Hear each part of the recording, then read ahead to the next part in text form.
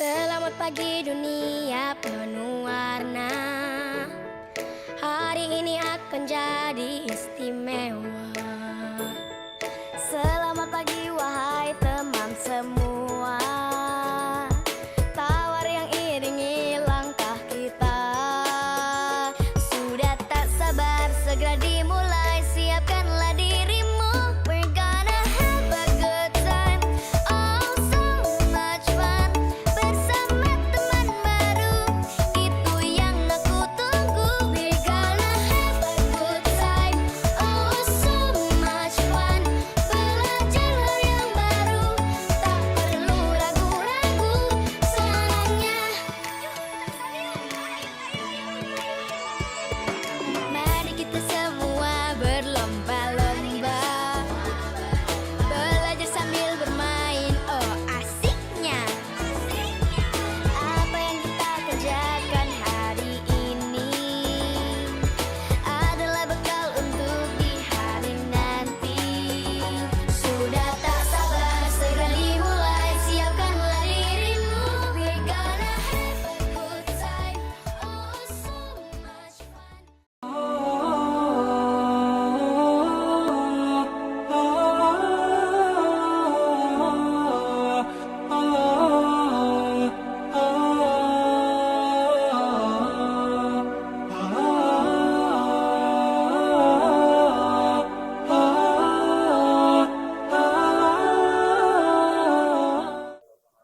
Alhamdulillahi Rabbil Alamin. Assalatu wassalamu ala ashrafil anbiya'i wal mursalin wa ala alihi wa ashabihi ajma'in. Allahumma salli ala Sayyidina Muhammad wa ala alihi wa ashabihi wa man tabi'ahum bi ihsanin ila yaumiddin, amma ba'd. Yang pertama, marilah kita panjatkan puja dan syukur atas kehadirat Allah Subhanahu wa taala yang masih memberikan kita berbagai macam nikmat. Allah masih memberikan kita nikmat iman, Islam, kesehatan, kesempatan, dan nikmat bertafakuh fiddin. Dengan nikmat tersebut Allah Subhanahu wa taala menginginkan hamba-hambanya untuk menjadi lebih baik lagi.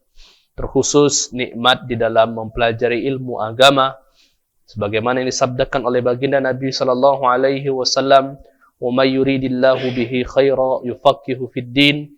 Ketika Allah Subhanahu wa taala menginginkan kebaikan dari seorang hamba, maka Allah Subhanahu wa taala akan membantu hamba Allah tersebut, akan memberikan kekuatan kepada hamba Allah tersebut, dan juga menanamkan niat dan semangat kepada hamba Allah tersebut untuk selalu mempelajari, mendalami, dan juga menghadiri kajian ilmu agama Allah Subhanahu wa taala. Semoga Allah Subhanahu wa taala menjadikan kita hamba-hamba yang lebih baik lagi dan istiqomah dalam menjalankan ibadah dan ketaatan kepadanya. Amin ya rabbal alamin.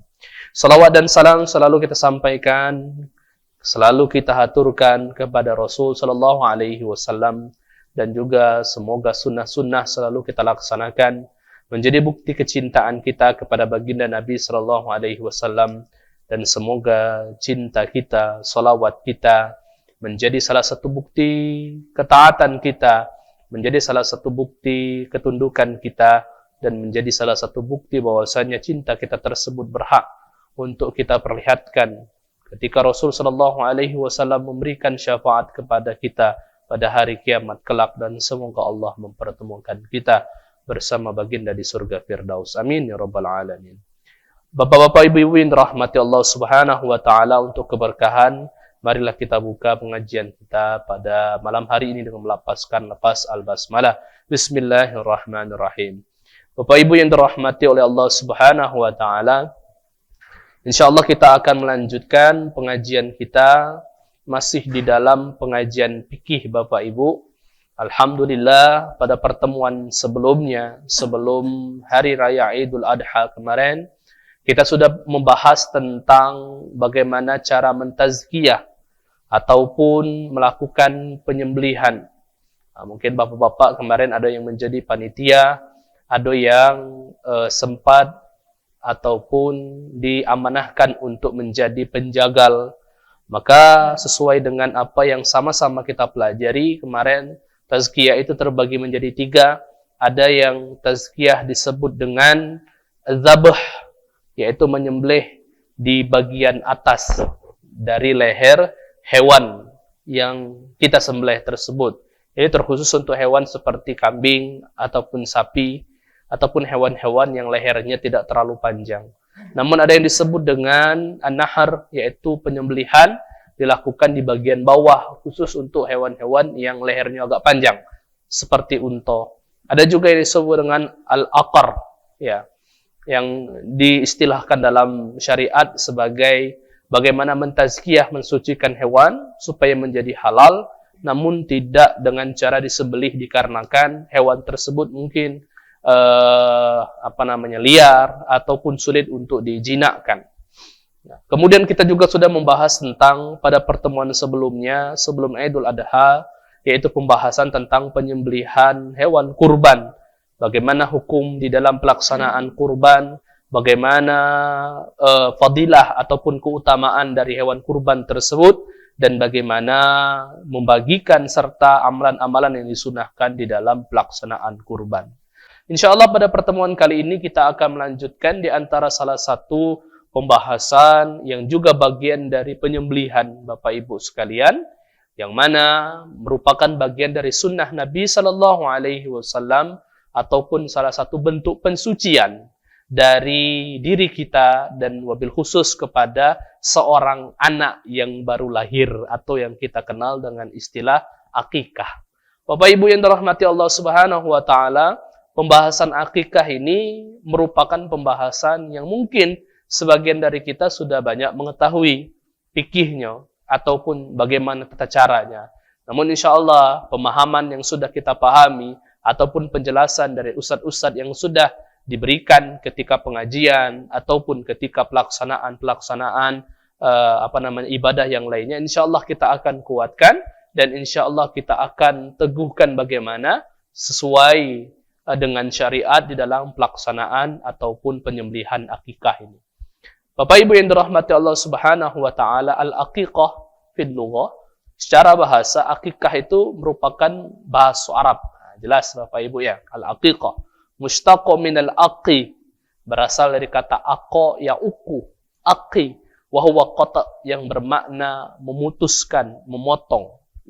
Wa tutlaqu fil asli ala syi'ril ladzi yakunu ala ra'sil maulud hina wiladati. Ada juga yang berpendapat bahwasanya aku ataupun al-aqiqah itu artinya adalah rambut yang dipotong dari seorang bayi ketika selesai lahir ataupun baru lahir. Jadi itu makna dari akikah. Ya. Maka oleh karena itu akikah itu juga sering dikategorikan sebagai ataupun dimaknai sebagai penyembelihan karena bayi lahir, penyembelihan ataupun pemotongan rambut akikah.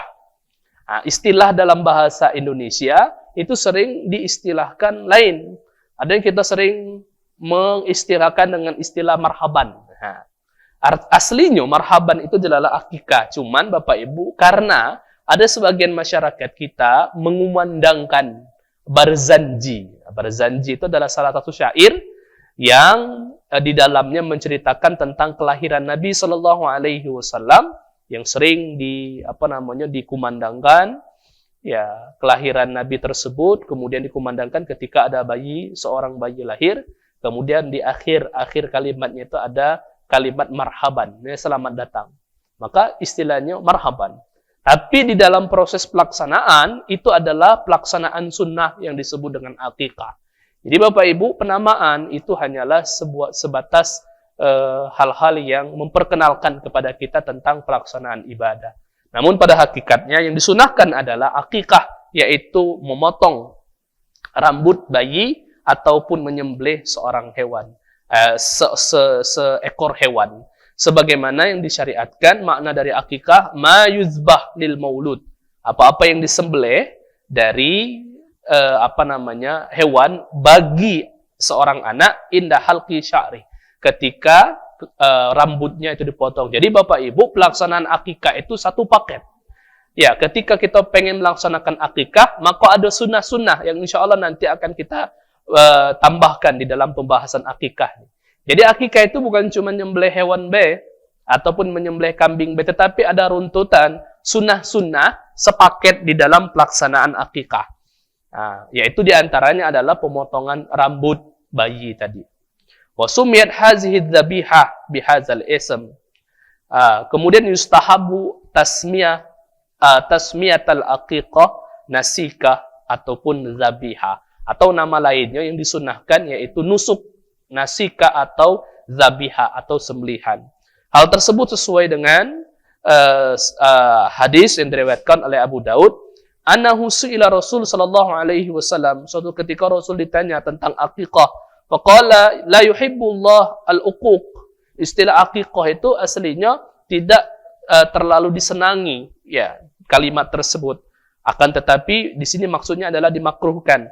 Tapi Rasul sallallahu alaihi wasallam memperingatkan, man wulida lahul walad, siapa yang melahirkan seorang anak, fahabba ayun sika anhu falyansuk, disunahkan dan dicintai untuk melaksanakan nusuk ataupun samu, akikah juga, tapi nama lainnya adalah nasika ataupun nusuk, sebagaimana yang Rasul sallallahu alaihi wasallam perintahkan. Jadi itu makna dari akikah, Bapak Ibu. Jadi akikah itu adalah hewan yang disembelih ataupun pelaksanaan ritual pemotongan rambut bayi, ditandai dengan setelahnya itu adalah pemotongan hewan yang akan dibagikan dari hewan yang sudah ditentukan. Kemudian hukum akikah. Ustadz, apa nih hukum akikah itu? Apakah wajib? Kami baru lahir, cucung, anak dan sebagainya. Apakah wajib, Ustadz? Ataukah hukumnya sunnah? Kalau wajib berarti harus, mau tidak mau harus paksakan. Iya, tekong ngutang pun harus dipaksakan. Atau hukumnya sunnah. Ya, sunnah yaitu kalau kita laksanakan dapat pahala, ditinggalkan tidak apa-apa. Ulama menjelaskan bahwasanya akikah itu sunnah muakkadah. Sunnah yang sangat ditekankan, bukan wajib. Yutalibu biha waliyul maulud alladzi yunfiq alaih. Nah, siapa yang disunahkan ini? Yaitu walinya, orang tuanya untuk melaksanakan. Jadi Bapak Ibu, kata kunci akikah itu adalah wong tua. Wong tua di sini baik Bapak, wali di sini kemarin kita sudah membahas tentang pembahasan wali. Wali itu bisa Bapak, bisa kakeknya, bisa pamannya, bisa saudara kandungnya dan sebagainya. Dalil istihbabiha fi al-Rasul sallallahu alaihi wasallam laha. Di antaranya adalah dalil dari Rasul sallallahu alaihi wasallam dari Salman bin Amir Ad-Dabbi radhiyallahu an, sami'tu Rasul sallallahu alaihi wasallam yaqul, aku mendengar Rasul sallallahu alaihi wasallam bersabda, ma'al ghulam aqiqatihi, ketika seorang anak lahir maka diakikahkan, fa arhiku anhu damman, potonglah sembelihlah seekor hewan, wa amitu anhul adha, dan juga bersihkan hewan tersebut dari kotoran dan juga najis. Di sini menunjukkan bahwasanya akikah itu merupakan perintah dari baginda Nabi sallallahu alaihi wasallam. Wa inna ma lam yaqul ulama biwujubul aqiqah. Tidak ada istilah wajib, akikah itu wajib, tidak ada Bapak Ibu. Li'annaha iraqatud dam bi ghairi jinayah. Karena selain dari akikah Bapak Ibu, contoh kurban, biasanya ada yang bernazar pengen berkurban, berwasiat. Kalau akikah itu tidak kata istri nak nazar, aku nak bernazar akikah. Ya, seandainya bayinya belum lahir ataupun bayinya katik, mana dia nak bernazar? Jadi hal tersebut tidak ada yang namanya istilah wajib dalam akikah. Wala nazar falam tajibu kal udhiyah, dan tidak diwajibkan seperti udhiyah. Beda kalau kurban. Kurban ada wajib.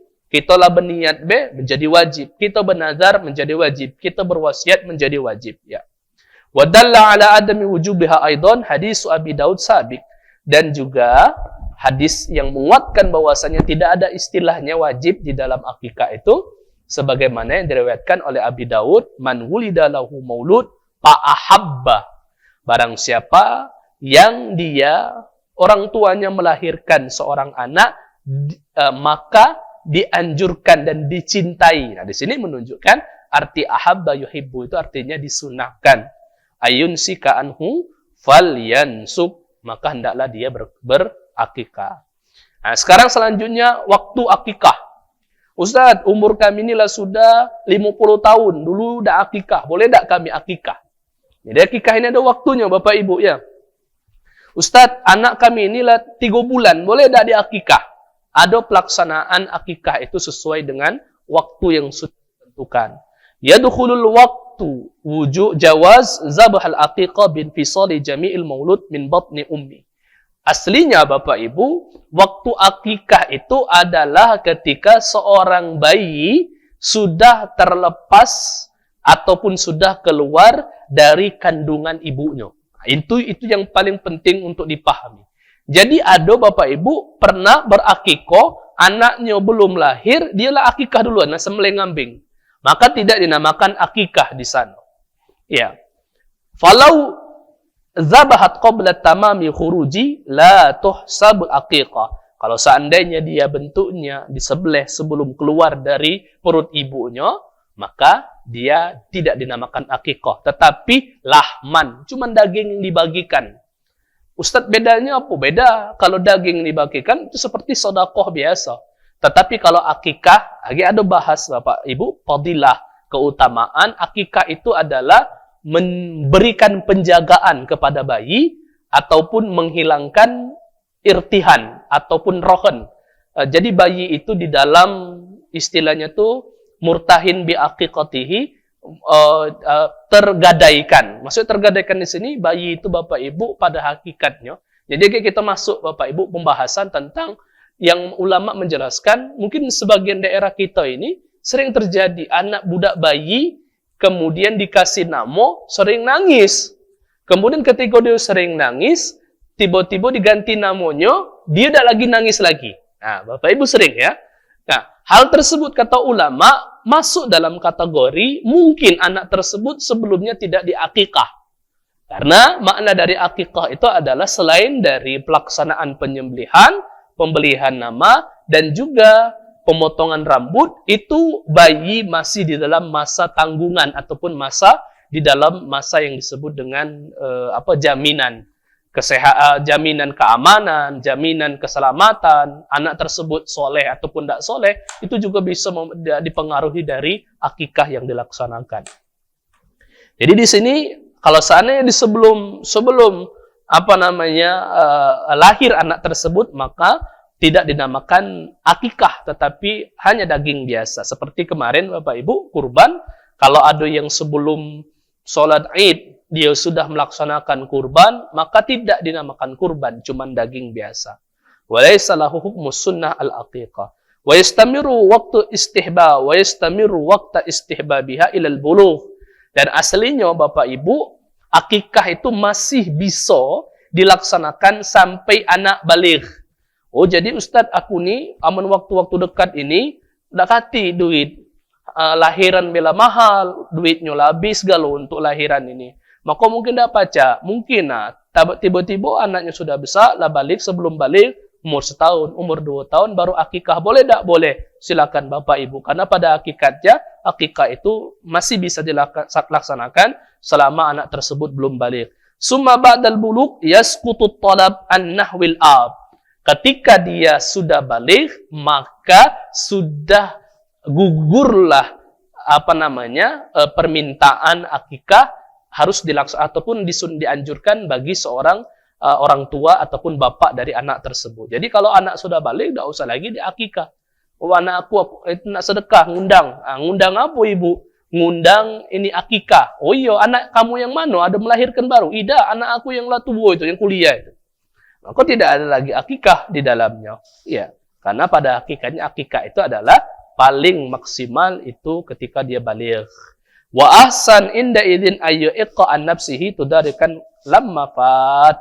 Nah, Ustaz, boleh tak kami mengakikahkan kami dewe? Boleh Bapak Ibu. Jadi kita lah besar pengen akikah, boleh tak? Boleh. Dalam syariat itu dibolehkan. Tudarikan lamma fat. Mungkin ditanyakan ke wong tua, ngapa dulu dak ngakikah? Oi nak, waktu ini kau masih bayi lu sulit ekonomi Bapak Ibu nih. Nah, maka kita mengakikahkan diri kita boleh. Tapi hukumnya ada boleh, bukan wajib Bapak Ibu ya. Lakinna yusannu ayya'iqqa anil maulud fi yaumi sabi min yuladatihi. Ustaz, bagusnya kapan? Bagusnya memang yaitu hari ke-7. Jadi setelah kelahiran anak, hari ketujuh itu dianjurkan untuk berakikah. Dalam pendapat yang lain ada yang mengatakan hari tujuh kedua. Jadi 7 pertama, 7 hari, 7 kedua maksudnya hari ke-14 dan 7 ketiga hari ke-21. Nah, itu yang bagus untuk pelaksanaan akikah. Dalilnya al-ghulamu murtahin bi aqiqatihi, kata Rasul seperti yang kami sebutkan, anak itu murtahin, tergadaikan. Masih di dalam sebuah tanggungan, ya, bi aqiqatihi. Dan gadai tersebut akan hilang kalau seandainya dia diakikah. Yusba'an huyo musabi, disembelihkan hewan baginya hari ketujuh, wa yusamma wa yahlaku ra'sah, dan juga digunting rambutnya, dan juga diberikan nama yang baik kepada anak tersebut. Jadi maksud di sini murtahin, tergadaikan di sini anna tansyi'atahu tansyi'ata salihah. Kalau anak tersebut bentuknya tumbuh, maka tumbuh dengan cara yang baik dan soleh, wa hibzahu hibzon kamilan, dan juga terjaga dengan penjagaan yang baik, marhun bidzabih anhu, yang mana sudah dikarenakan sudah diakikahkan tadi. Jadi Bapak Ibu, dalam syariat ada kata istilahnya diganti nama anak sering nangis diganggu jin, ketindihan, istilah-istilah mistis yang lainnya.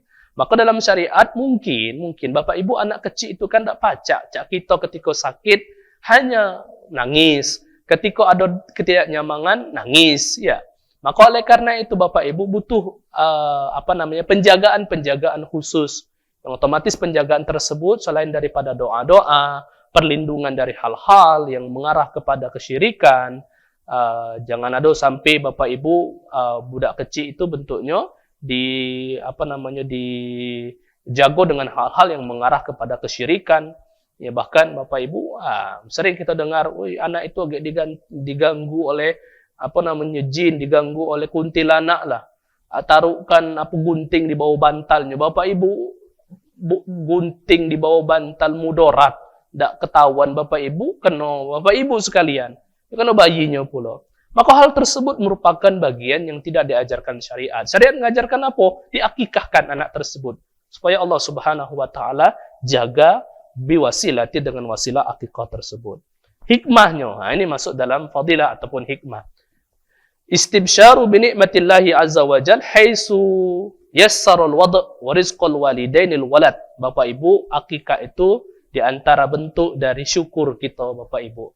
Karena merupakan karunia, Allah berikan keturunan, Allah berikan rezeki anak.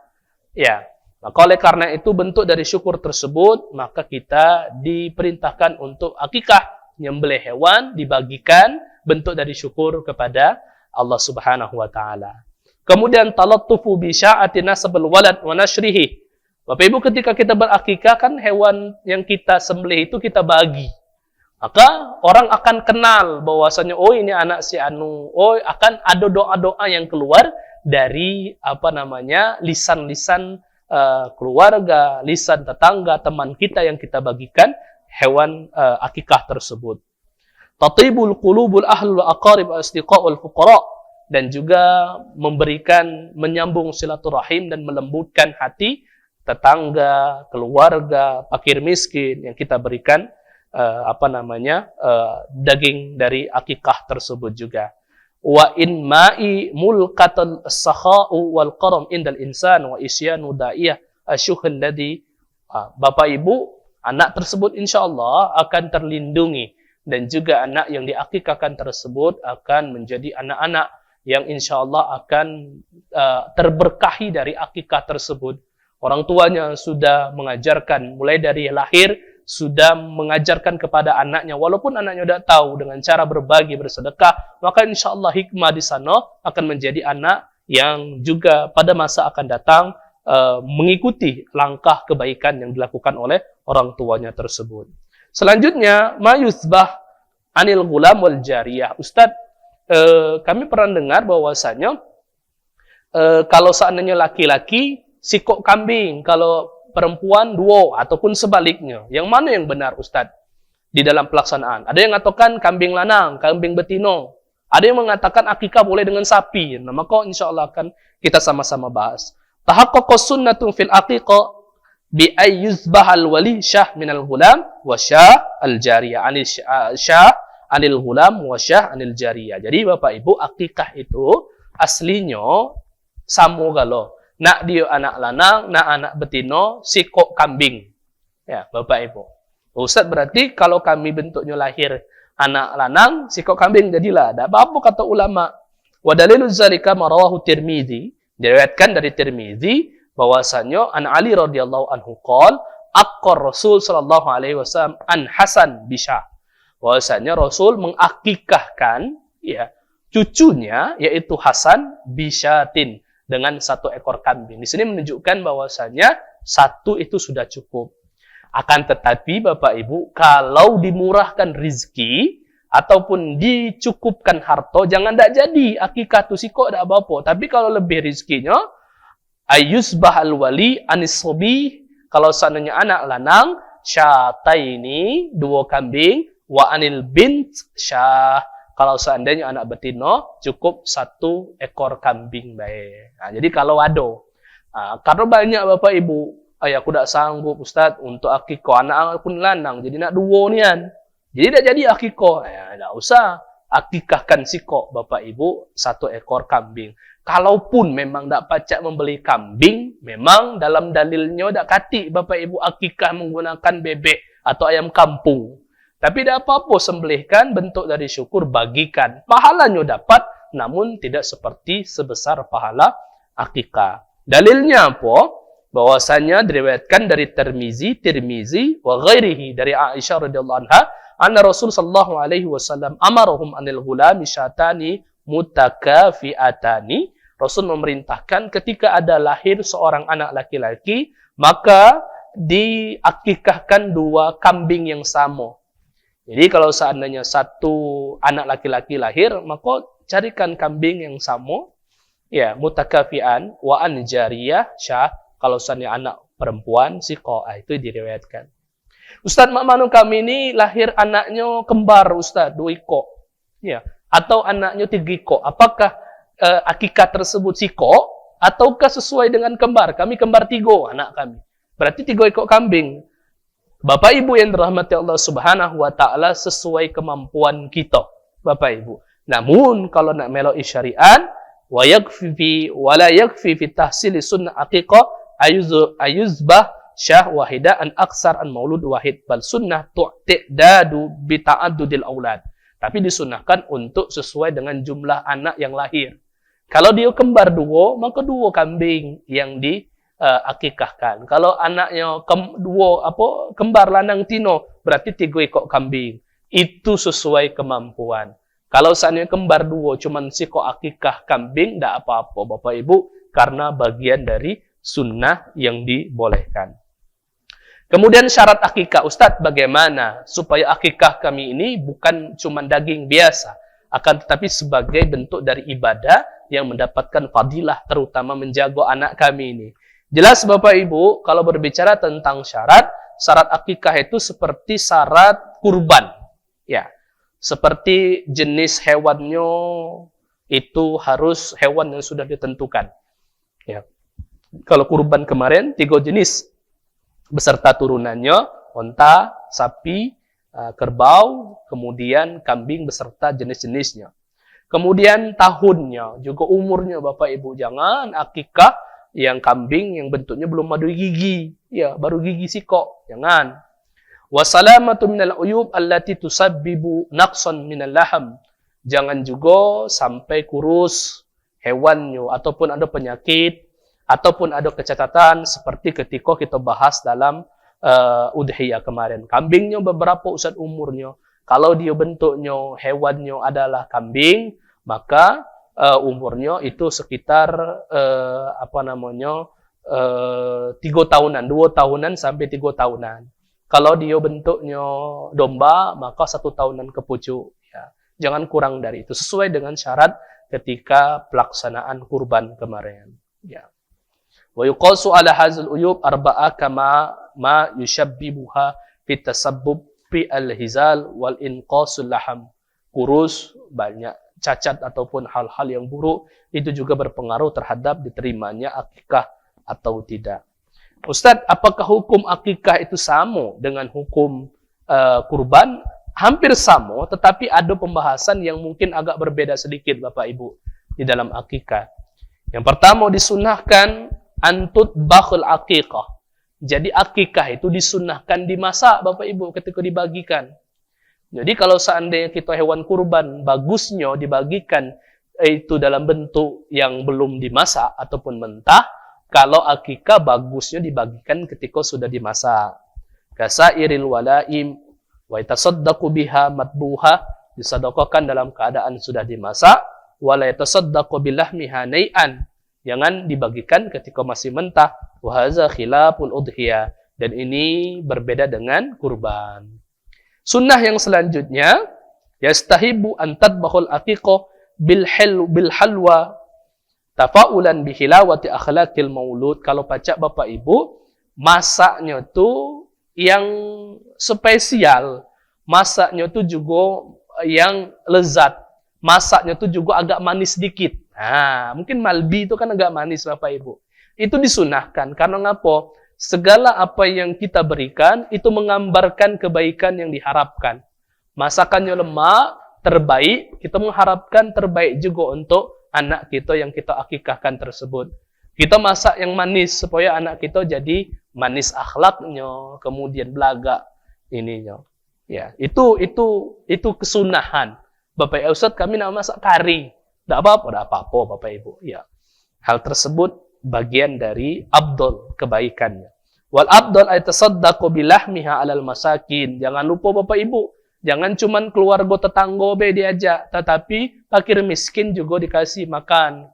Sisakan beberapa porsi, ya, ataupun siapkan beberapa porsi untuk fakir miskin. Ajak bila perlu makan ketika pelaksanaan akikah tersebut.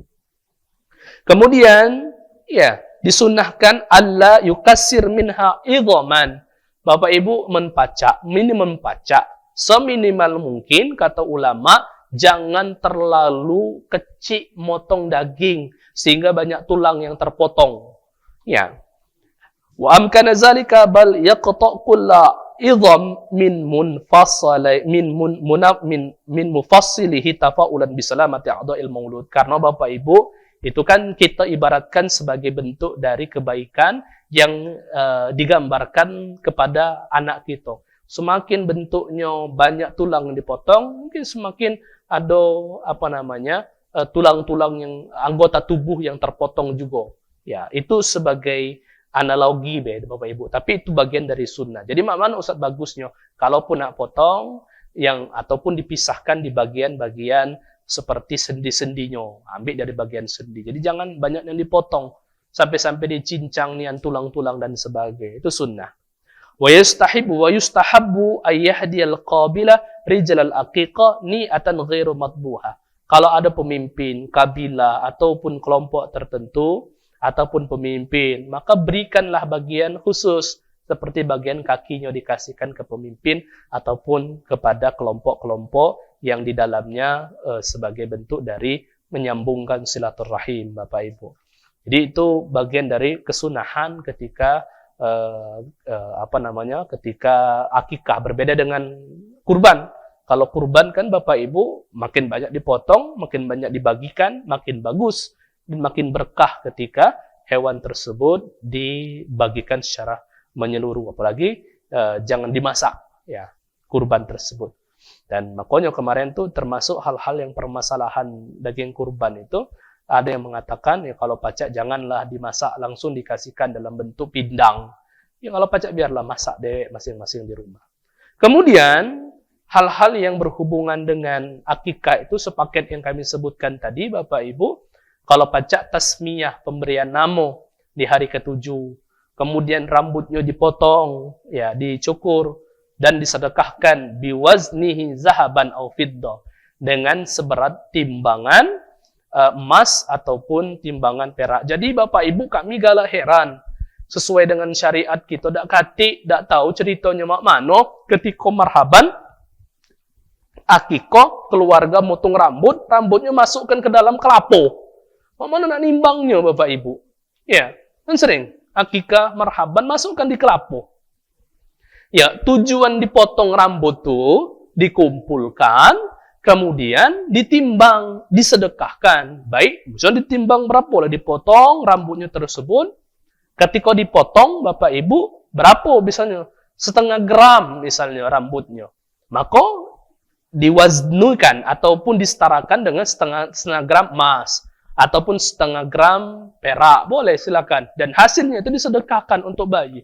Lama dimasukkan ke dalam kelapu. Mana ceritanya nak ininya? Dan kami belum menemukan, Bapak Ibu, ya, tentang kami tidak berani untuk mengatakan bid'ah ataupun haram. Karena kami tidak menemukan dalilnya. Dan kami belum menemukan sejarah ngapa dimasukkan ke dalam kelapu itu, Bapak Ibu.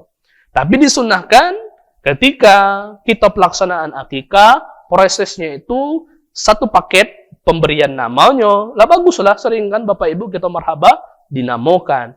Kemudian rambutnya dipotong, kemudian disembelihkan hewan, dan hewan tersebut dagingnya dibagikan dan dimasak dan dimakan bersama. Tapi yang dimasukkan ke dalam kelapu itu tidak katik, Bapak Ibu. Jadi tidak usah. Hal-hal yang sifatnya tidak sesuai dengan syariat, tidak usah dijalankan. Ya, sesuai dengan syariat. Dalil zalika qaulun Nabi, innakum tad'auna yaumal qiyamah bi asma'ikum wa asma'i abaikum wa ahsinu asma'akum. Dan juga Bapak Ibu kalau baca, milih nama yang bagus. Nama, tidak mesti nak bahasa Arab nian. Ya, tapi memang kalau baca, pilihlah nama-nama terbaik seperti nama-nama yang mengandung kebaikan. Oh, keren artis ini. Jangan, Bapak Ibu. Cak kemarin tuh tahun berapa itu? Tahun 2022, Pak Bu ya? Tahun 2001 itu yang musim Sambu itu. Ada yang menamakan anaknya Sambu. Ya. Nah, ada yang menamakan Coronawati dan sebagainya, musim Corona. Carilah nama yang bagus, Bapak Ibu. Ya, walaupun tidak berbahasa Arab, tapi keindahan ataupun kebaikan dalam bentuk doa. Kata Nabi, ya, innakum tad'auna yaumal qiyamah bi asma'ikum. Kalian itu, kata Nabi, ketika hari kiamat dipanggil dengan nama-nama kalian. Wa asma'i abaikum, dan nama bapak-bapak kalian. Fa ahsinu asma'akum. Maka perbaguskanlah nama-nama kalian. Kan tidak lemak Bapak Ibu, Corona dipanggil kan. Ataupun nama-nama yang buruk dan sebagainya. Maka dikasih nama yang bagus. Inna ahabba asma'akum ilallahi Abdullah wa Abdurrahman. Nama paling bagus itu apa Bapak Ibu? Inilah Bapak Ibu salah satu bentuk dari penyelewengan dari syariat. Ya, aslinya nama yang bagus itu adalah nama yang ada abdunya. Abdullah, Abdurrahman, itu kata Nabi. Cuman ada orang yang tidak senang dengan Islam, nama Abdullah, nama kebedul, Bapak Ibu. Ya, padahal itu adalah nama yang paling bagus, nama yang paling Allah Subhanahu wa taala cintai. Ustaz, boleh tidak kami menamakan anak kami Muhammad? Bapak Ibu, boleh. Kata ulama memberikan nama Muhammad. Cuman agak takutnya anaknya tidak terbawa, Bapak Ibu. Ya. Kalau nak namakan nama Muhammad, lebih bagus jangan namanya nama Muhammad, nama ke Ahmad deh. Nama Ahmad itu adalah nama lain dari Nabi Muhammad SAW. Takutnya agak berat ego, Bapak Ibu. Ya. Dan itu akan menjadi tanggung jawab di hari ke depan bagi seorang anak. Memang harapan kita memiliki akhlak seperti Nabi Muhammad, memiliki ketaatan seperti Nabi Muhammad, namun takutnya agak ada hal-hal yang tidak kita harapkan. Kemudian diazankan, Bapak Ibu, di telinga kanan dan diikomahkan di telinga kiri. Itu juga bagian dari sunnah. Tahnikul maulud. Jadi Bapak Ibu, ketika bayi itu baru lahir, maka ada sebuah kesunahan yang jarang kita laksanakan yang disebut dengan tahnik. Apa itu tahnik, Bapak Ibu? Bapak Ibu ambil kurma, bagian dalam kurma. Jadi jangan kulit kurma, bagian dalam kurma. Kemudian kita bagi wong tuanya ataupun orang yang soleh itu mengunyahnya, kemudian ambil sedikit dari kurma tersebut, kemudian ditaruhkan ke langit-langit mulut anak tersebut. Kalau tidak kata apa Ustaz? Yang manis-manis, tapi hanya sedikit Bapak Ibu. Masukkan 1 biji kurma, mati budak bayi itu ya. Hanya bagian sedikit. Setidaknya itu ada manis-manis ya yang melekat di langit-langitnya itu. Jangan kurma yang masih masih masih keras ataupun kurma yang bentuknya belum lunak. Jadi harus digigit ataupun dikunyah dulu. Ya, itu bagian dari sunnah Nabi Shallallahu Alaihi Wasallam yang dilakukan oleh Rasul Shallallahu Alaihi Wasallam kepada para sahabatnya. Kemudian juga disunnahkan untuk khitan. Ya, basuh kita sunat, Bapak Ibu ya. Untuk pembahasan masalah khitan ini ada pembahasan khusus panjang, Bapak Ibu. Karena khitan ini termasuk khitan yang diketahui hanya khitan laki-laki. Wanita pun juga ada pembahasan masalah khitan. Kemudian juga disunahkan untuk tahni'ah bil maulud. Bapak Ibu disunahkan ketika bayi lahir untuk memberikan selamat kepada saudara kita, keluarga itu selamat ya atas kelahiran. Barakallahu laka fil mauhub lak. Semoga Allah memberkahi terhadap apa yang telah diberikan Allah kepadamu, yaitu kelahiran tersebut. Ya, wa syakartal wahib wa balagha ashuddahu wa ruziqatil bir. Ya, dan juga semoga Allah Subhanahu wa taala memberikan kebaikan dan juga rezeki yang baik kepada anak tersebut. Itu doa, Bapak Ibu. Jadi termasuk kebiasaan kita ini datang kepada yang sudah baru lahir itu juga termasuk salah satu sunnah yang kita laksanakan. Tidak mesti harus membawa hadiah, yang penting doa yang disunahkan. Jadi Bapak Ibu, itu adalah salah satu bentuk dari kesunahan. Satu paket itu Bapak Ibu, ya, satu paket. Pemberian nama, pemotongan rambut, kemudian akikah, kemudian khitan. Ustaz, kalau khitan baca tidak mungkin anak kami nunggu SD, tidak apa-apa Bapak Ibu. Penting dihitan anaknya. Dan juga diazankan ketika baru lahir dan dikomatkan di bagian kiri telinga, azan di kanan, kiri diikomatkan. Bapak Ibu yang dirahmati Allah Subhanahu wa taala, itulah tadi pembahasan kesunahan yang berhubungan dengan bayi yang baru lahir, baik itu laki-laki maupun perempuan, merupakan bagian dari sunnah Nabi Shallallahu Alaihi Wasallam. Bapak Ibu, ini pembahasan dalam syariat disebut dengan pembahasan silsilah.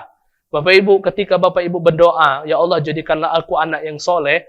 Anak yang soleh itu tidak hanya berdentum langsung didoakan jadi soleh, tidak Bapak Ibu. Ada proses campur tangan kita sebagai orang tua menjadikan anak yang tersebut soleh. Di antara satu proses tersebut adalah proses ketika bayi lahir. Jadi sebelum aslinya Bapak Ibu, anak itu akan menjadi soleh ketika sebelum lahir pun anak tersebut sudah dididik. Dari ketika masih dalam kandungan, dibacakan ayat Al-Quran, didoakan dan sebagainya. Itu juga bagian dari kesunahan. Tapi Ustadz, ngandung. Mana? Maka dilaksanakan sunnah-sunnah tadi.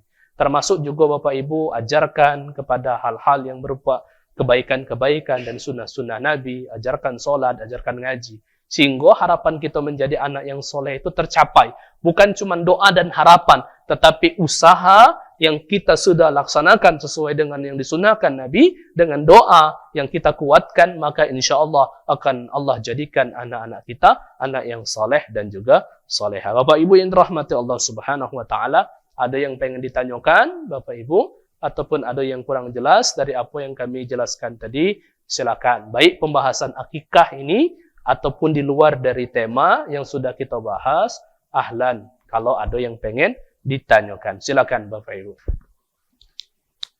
Kalau ada.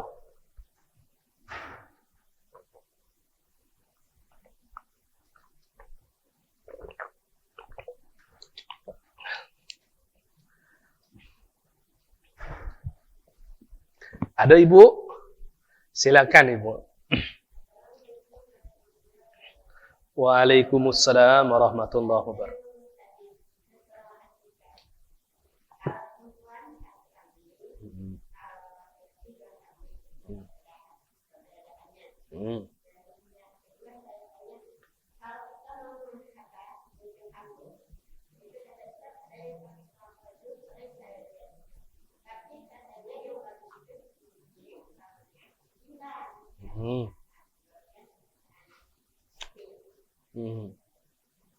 Ya, Ibu. Ya, jadi Ibu, jadi ketika kita pengen akikah, maka akikah itu aslinya sikok kambing jadilah. Ustadz, kami pernah dengar bahwasanya kalau lanang dua kambing, kalau betino siko. Itu bagusnya. Ustadz kami tidak sanggup siko kambing Ustadz. Kami dua kambing karena anak kami lanang. Kami cuma bisa sanggup satu kambing. Boleh Bapak Ibu. Ya, baik itu laki-laki ataupun perempuan. Karena Rasul Shallallahu Alaihi Wasallam pernah mengakikahi cucu beliau, yaitu Hasan, dengan 1 ekor kambing. Hasan itu kan lanang, Ustadz. Karena itu bagian dari sunnah akikah, maka boleh 1. Termasuk ulama menjelaskan, Bapak Ibu, Ustadz aku pengen nian akikah, tapi tidak kasih duit, Ustadz. Jadi aku ini nyembelih bebek, boleh tidak? Boleh, Bapak Ibu, silakan. Dan bebek tersebut makan-makan, dibagikan. Bagus juga bentuk dari syukur. Kalau kita tidak mampu, dan akikah itu bukan hal yang wajib, sunnah. Maka dibolehkan hanya 1 kambing baik. Bebek tadi namanya akikah bukan? Bukan, namanya daging ataupun hewan yang disembelih sebagai bentuk syukur atas kelahiran anak kita. Boleh tidak? Boleh. Itu kita sebut dengan sedekah kecil-kecilan. Silakan Bapak Ibu.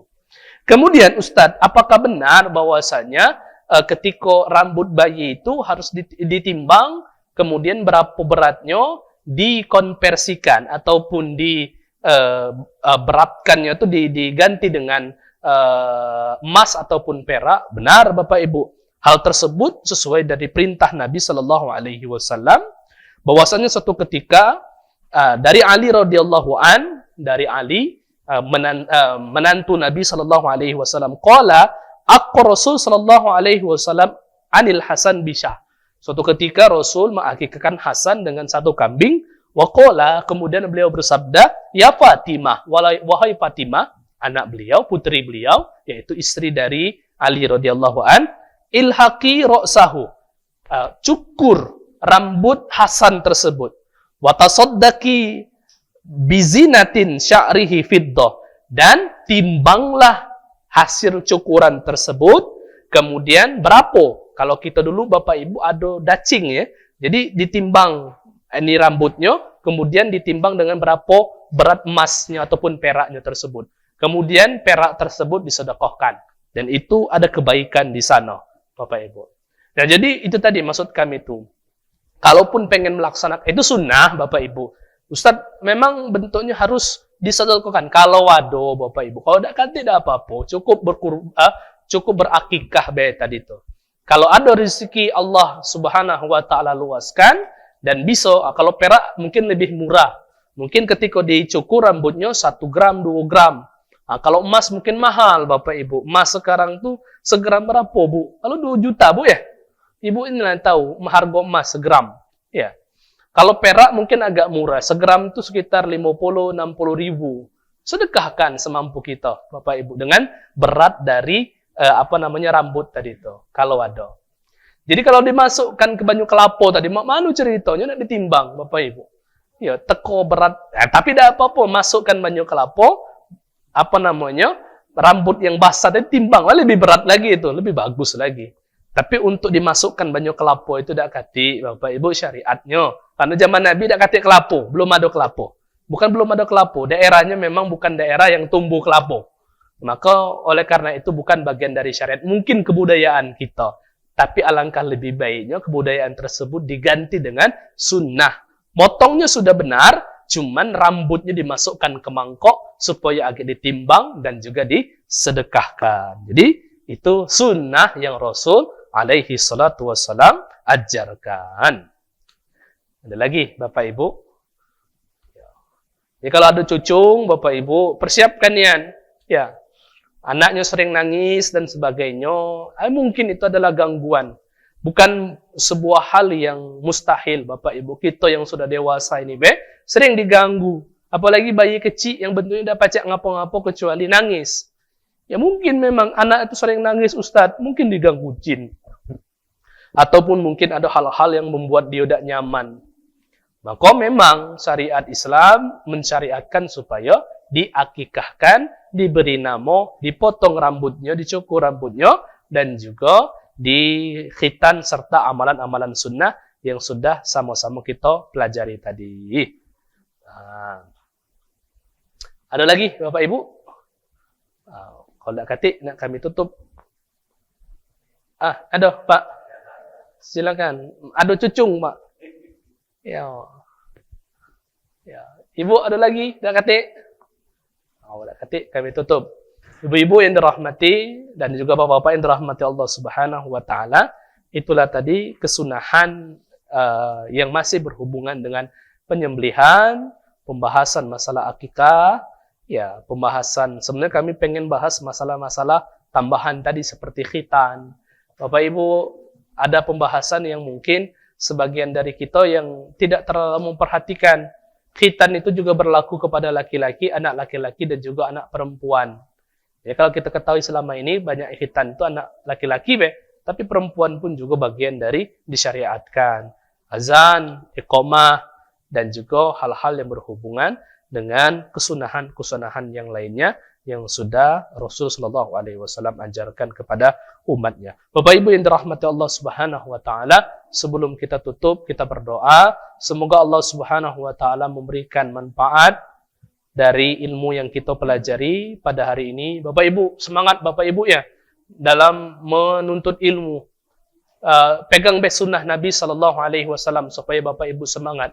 Idza marartum bi riyadil jannah farta'u. Apabila kalian lewat di taman surganya Allah, maka enjoykan diri kalian, damaikan diri kalian.